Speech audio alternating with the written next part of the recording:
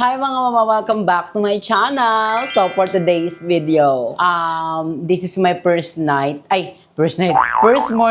dito sa El Nido, and kagabi nakakaloka, hindi na ako nakapag-dinner and bar kasi umuulan at the same time, ang sama ng pakiramdam ko. Hindi yung magkakalagdat, yung parang pagod, ay yung pagod yung katawan ko sa biyahe.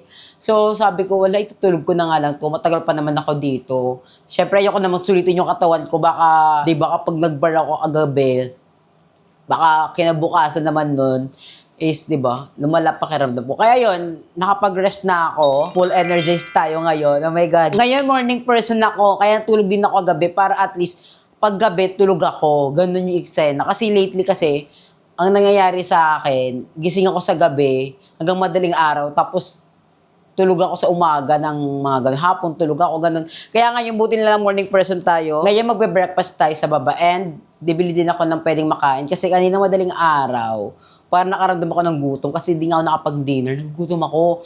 Kung pwede ko kainin, naisip ko din, wala naman ditong bukas na pagkakainan. Kaya ang nangyari, tinulog ko na lang siya. Kaya ngayon, bibili ako sa baba ng pwedeng makain. Para, if ever madaling araw, maggutom ako, is meron ako makakain-kain. Kahit pa, mga biskwit lang naman. Nagamit tayo ng pabango. Ayan, gamit ko tong label. Ayan, ang bango ng label. Ayan. Magbabayad din pala ako. May babayaran pa ako kasi hindi pa ako bayad dito sa pag-i-stay ko. Kasi ang binayaran ko lang is one night. So, babayaran ko pa ibang remaining. Kasi naisip ko din, pag ako pumunta dito, baka daw matuloy, baka maibil ay ako. Eh, hindi naman tayo naibil ay, nakapunta tayo ng El Nido. Kaya yung mga ibang remaining days ko dito, babayaran ko na ngayon. So, tara na, let's go. Bongga dito kasi may pre-breakfast, which is I love. So, ito din susuotin ko bago tayo lumabas. Kakain naman tayo ng breakfast. Then, mamayang hapon, balak kong pumunta ng beach, mag-aantay sunset viewing, then evening, kakain ng dinner, tapos ayun, magbabar. Kasi babar talaga ako, hindi pwede hindi magbar. Masaya kasi ang nightlife dito sa El Nido. Isa yan sa mga pinaka-favorite ko naganap dito. Tsaka kasi ang maganda pa, walking distance lang. Parang basta walking distance lang, malapit lang, hindi ko mapapagod. Super excited mamaya. And I'm happy kasi kagabi nag-worry ako na yun nga pagod ako. Baka kinabukasan magkalagnat ako or sumama yung pakiramdam ko. Buti naman, thanks Lord, hindi. Mag-birthday tayong maayos. And today pala is January 16, then tomorrow is my birthday, January 17. By the way, happy birthday, Mother Nakba, Limuel. Alam na miss ko si Limuel. Alam nyo ba, mga mama, additional ko bago tayo umalis. Before, kapag mag-birthday kami ni Limuel, ang nangyayari, kumakain kami sa labas, kaming dalawa, tapos kinakain namin yung gusto namin kainin, kahit magkano pa yan, kakainin namin yan, ganun. Tapos mag-shopping kaming dalawa, tapos after namin mag-shopping, magkakantahan kami na magkano nagastos namin, tapos manlulumo na, nagastos ko ng tasa sa araw na to. Pero masaya rin naman siya. Ay, namimiss ko si Mother Nakba. Namimiss ko yung mga ganung moment namin kapag mag-birthday kami, kakain kami sa labas, tapos may mga iba pang ganap kami kapag birthday namin. 16 pa lang ng gabi, mag-aan na kami. Kainan na kami, inuman. Tapos, syempre, salubong na yun sa birthday ko. Tapos, mismong birthday ko, mga hapon, yun, maalis ako, kumakain ako sa labas. I mean, nagbabanda ako mag-isa. So, ayun, na-miss ko si Mother Nakba. Pero this time, ako lang mag-isa, which is okay lang din naman. Ganito pala yung morning face ko. Nakakaganda talaga pag may eyelash ka, no? Parang kahit parang ang haggard mo, pag may eyelash ka, parang ang fresh-fresh mo. And look at the view. My view is bundok, tapos mga bahay-bahay dito. Pero ang ganda pa din. Ang lamig ng kwarto, which is I love. Power bank.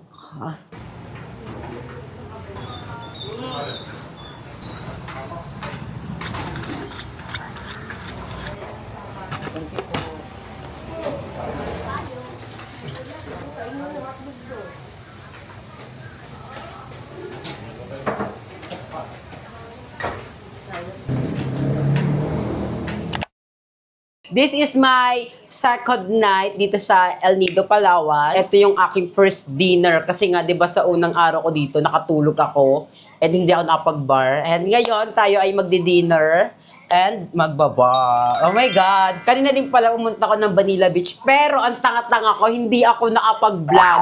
Ewan ko din bakit nawala sa utak ko mag-vlog. Hindi rin ako nakapag-story. Wala. Ang ginawa ko doon, nakinig lang ako ng music ng It Must Have Been Love. Walang katapos ng ganun. Hindi ko alam bakit wala akong my day, wala. Nakapagtaka, parang bago sa akin yung ganung eksena. Tumagal ako doon ng mga parang 3 hours, tapos nagmakdo ako. So bukas, pupunta ulit ako doon. May gusto pa ako isang puntahan, Nakpan. Pero yung Nakpan kasi sobrang layo no. Napuntahan namin nila madam yun. Kaso lang, nagtanong ako sa tricycle driver kung magkano papunta doon kapag tricycle. Sabi daw, nirerentahan na daw yung tricycle. 1.5 daw. So hindi na lang, 1.5. Kung marunong ako magmotor, minotor ko yun. Eh, hindi ako marunong magmotor. So wala, hindi ako makapunta ng Nakpan. Let's see pa kung makakapunta ako or hindi. Pero sure ako, feel ko hindi talaga. Bukas, I'll try na makapunta sa Vanilla Beach or sa Leo Beach ba yun?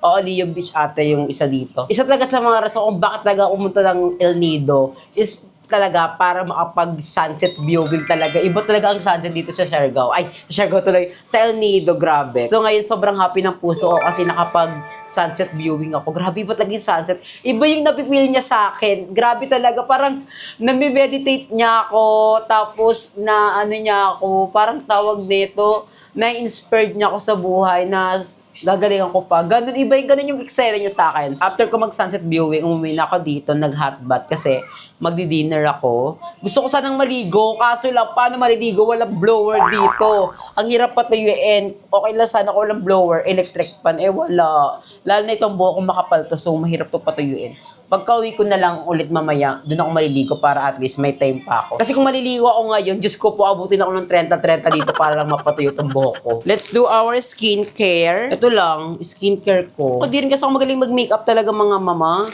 Ewan ko ba, bakit di ako marunong mag-makeup? Inaaral ko naman siya. Ito yung ginagamit ko sa aking mukha and itong sunscreen. Ngayon, nanonood din ako ng Batang Quiapo. Kasi sila mama nanonood niyan sa bahay. So ako din, pag wala akong gawa o wala akong ganap, nakikinood ako. Ayun, nagustuhan ko na din siya. Ewan ko ba. Ang tagal ko na rin kasi dinakad ng TV. Ayan, pakita ko sa inyo. And ang susuotin ko sa aking pang dinner and pang bar na rin to is etong top na green. Parang lumot-lumot lang tayo. Ang ganda ng top na to. Tapos ito yung aking short. Ayan. Ito yung in-unbox ko sa inyo in-unbox, ay hinol ko pala. Ayan. Tapos meron siya ditong ano. Ganyan siya. Ganda. So, update ko na lang kayo later kapag nasa labas na ako nagdi-dinner kasi patagal ako mag-prepare, lalo na kapag nakipag-chikahan pa ako sa inyo. Papapatagal talaga ako ng oras na gusto kong gumala ng gumala dito. Ayaw ko mag-stay sa room talaga. As much as possible talaga. Ang gusto kong mangyari, lagi ako nasa labas. Ang mangyayari lang dito sa room na to, dito lang ako pag matutulog. Kasi parang limited lang kasi yung oras ko, di ba? So, ayoko naman buong araw, dito lang ako sa kwarto, tsaka nun. Kaya, mamaya na lang, mag-asikaso lang ako, mamadiliin ko lang to.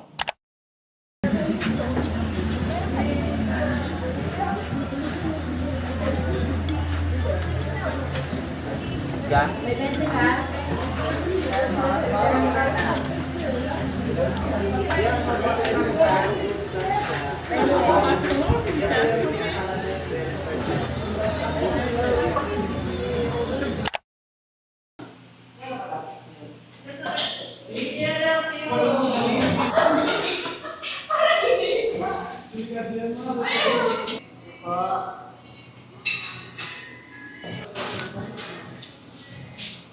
So, update lang. Andito tayo ngayon sa my grounded. Ito yung mahal na kapihan. Pero wala tayong choice. So, coffee muna tayo. Na-miss ko tong coffee na to. Sarap. Matapon yung kape. Walking distance lang to sa aming tuloy hotel. Pricey siya. 260 to. 260.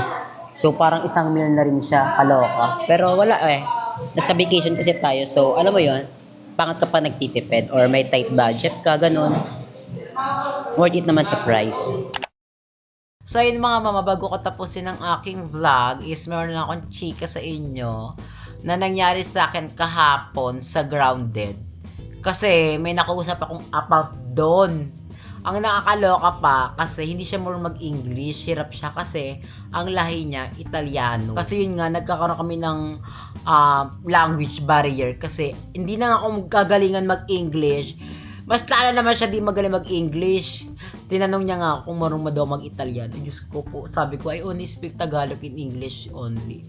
Tapos yun, ang nakakaloka kasi, yun ang hirap kami mag-usap. Pero, pinakisamahan ko pa rin siya kausapin kasi mupo kasi ako malapit sa pintuan. So, kita ako sa labas kasi yung harang sa sa grounded is transparent. So kapag nasa loob ka, kita ka sa labas. Etong apam na to, etong Italian na to, bago pa lang pumasok sa loob ng grounded, nagkatinginan na kami.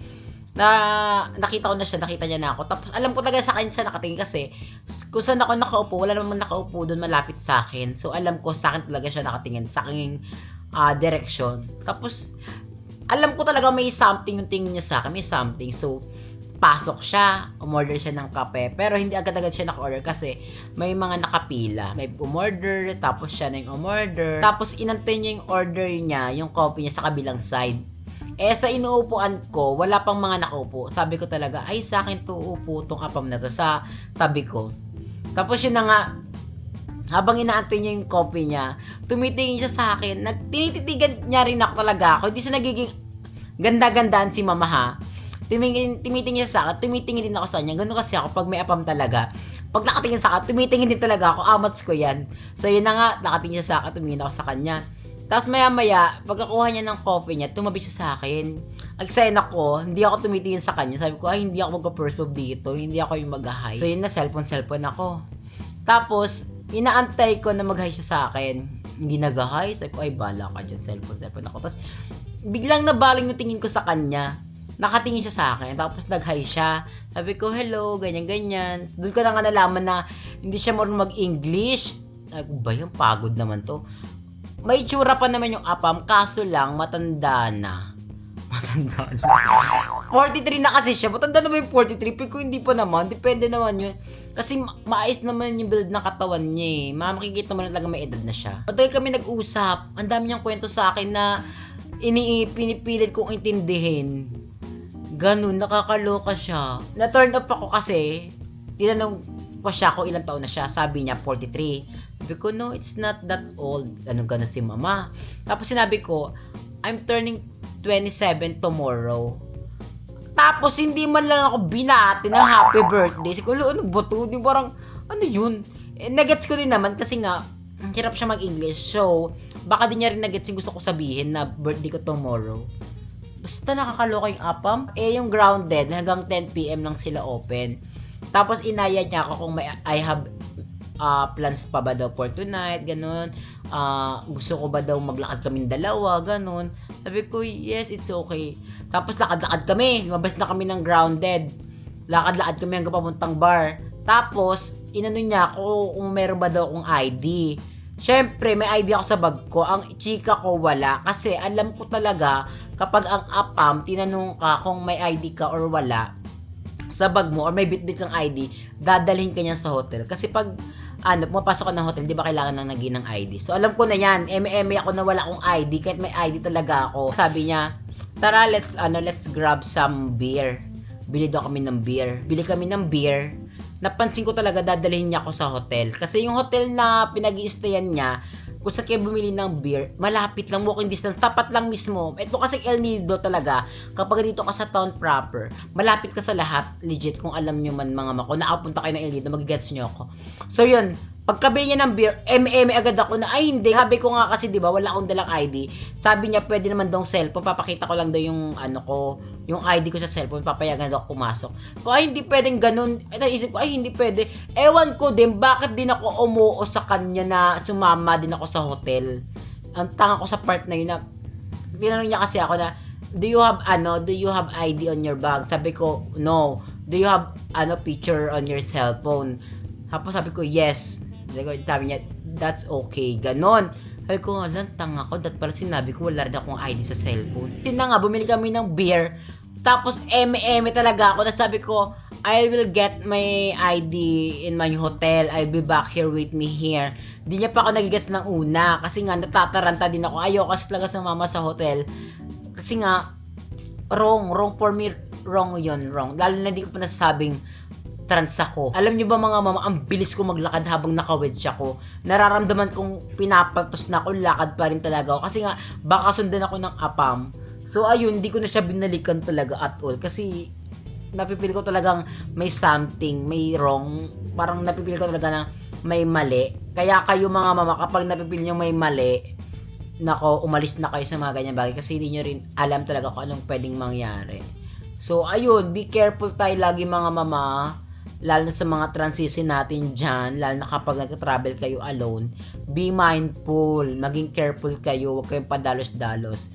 So, tama ba yung ginawa ko na inalisan ko yung apam? Naging disrespectful ba ako sa kanya? Kasi alam ko talaga mga mama, pag dinala ko sa hotel, nun wrong talaga yun eh. Wrong yun. May mga ganyan talaga tayong may encounter sa buhay. That's okay. Kasi normal naman nangyari sa buhay natin yan.